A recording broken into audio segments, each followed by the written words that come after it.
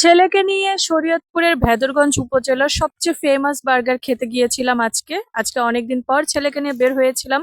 Hello everyone, আসসালামু আলাইকুম, welcome back to my another video. তো চলেন আজকে আপনাদেরকে দেখাবো ভেদরগঞ্জের সবচেয়ে ফেমাস বার্গার ভাইয়ের বার্গার আসলে খেতে কেমন। তো অনেকদিন ধরে হচ্ছে বাইরে ঘুরতে যাওয়া হয় না, ঢাকায় থাকতে তো কিছুদিন পর পরই ঘুরতে যাওয়া হতো, কিন্তু গ্রামে আসার পর তেমন ঘুরতে যাওয়া হয় না। তো শাওনকে বললাম যে আজকে আমাদের বার্গার ভাইয়ের বার্গার খাওয়াইতে নিয়ে চলো। তো আমরা হচ্ছে রওনা হয়ে গেলাম বেদরগঞ্জ যাওয়ার জন্য।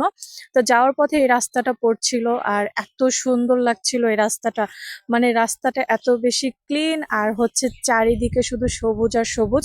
আর এই যে ধানগুলো দেখছেন, ধানগুলো একদম পেকে গেছে, মানে ধানের ঘ্রাণে আমি পাগল হয়ে যাচ্ছিলাম এক কথায় বলতে গেলে।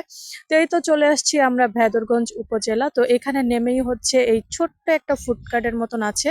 তো এইখানে হচ্ছে একটু ঘুরবো, কারণ এখানে কিছু প্লে জোন আছে যেটা হচ্ছে সাদাত খেলবে। এটা হচ্ছে একদম ভেদরগঞ্জ স্টানে নেমেই হচ্ছে এই জায়গাটা পড়ে। জায়গাটা ছোট হলেও অনেক বেশি সুন্দর। আর ঢাকা শহরে তো প্লে জোন অ্যাভেলেবেল থাকে, যার কারণে মাঝে মাঝেই যাওয়া হতো, কিন্তু গ্রামের বাড়িতে তো প্লে জোন অত বেশি অ্যাভেলেবেল না। আর সাদাত যেহেতু খেলে অভ্যস্ত, ও প্রায় সময় বলে যে আমাকে একটু বাইরে নিয়ে যাও, আমি একটু খেলা করব। এখানে ২-৩টা দোলনা ছিল, তো দোলনা দেখে সবার আগে আমি দোলনাতে বসে গেছি। আর সাদাত হচ্ছে কিছুক্ষণ খেলা করবে, তারপর হচ্ছে আমরা এখান থেকে আড্ডা টাড্ডা মেরে তারপর বার্গার ভাইতে চলে যাব বার্গার খাওয়ার জন্য। তো আজকে ওয়েদারটা এত বেশি সুন্দর ছিল, মানে একদম মেঘলা মেঘলা আকাশ আর প্রচুর বাতাস ছিল, মাঝে মাঝে গুড়ি গুড়ি বৃষ্টি পড়ছিল, তো ভালোই লাগছিল।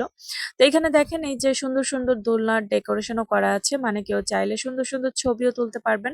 আর দুই একটা ফটো বুথও দেওয়া আছে। আর এখানে অনেকগুলো ফ্রুট কার্ট আছে, যেটা হচ্ছে সন্ধ্যার সময় খোলা হয়। তো আমরা হচ্ছে একটু আগে চলে গেছি, মানে বিকেল বেলা চলে গেছি, কারণ শাওন এক জায়গায় যাবে, তো আমাদেরকে হচ্ছে সন্ধ্যার মধ্যে বাসায় পৌঁছায় দিয়া তারপর হচ্ছে ও যাবে, এই জন্য তাড়াতাড়ি যাওয়া। বাট এখানে সন্ধ্যার পরে আরো বেশি ভালো লাগে, যখন ফুড কার্ট গুলো খোলা হয় তখন অনেক বেশি মানুষ হয়, আরো অনেক বেশি ভালো লাগে।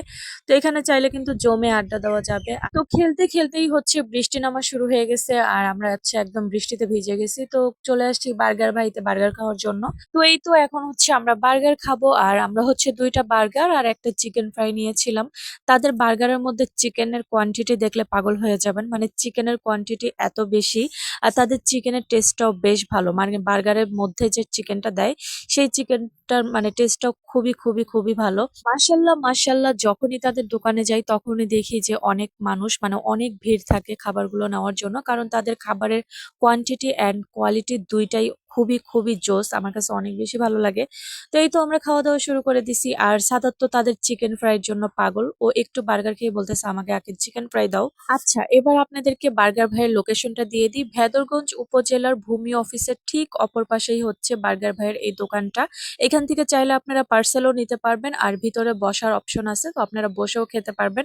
আর এই তো এখানে হচ্ছে মেনু চার্ট দেওয়াই আছে, মেনুতে সব প্রাইস দেওয়া আছে, আপনি শুধু অর্ডার করবেন আর খাবেন। তো যারা যারা এখনো বার্গার ভাইয়ের বার্গার টেস্ট করেন নাই তারা অবশ্যই করবেন এবং দেখবেন আসলে আপনাদের কাছে টেস্টটা কেমন লাগে। আমার কাছে কিন্তু অনেক বেশি ভালো লাগে। এই যে দেখেন তাদের বার্গার বানানোর প্রসেসটা, মানে তাদের বার্গারে এত পরিমাণে চিকেন, মেয়োনিজ আর সস থাকে যেটা আপনার মুখে রুচি এমনিতেই ফিরিয়ে আনবে।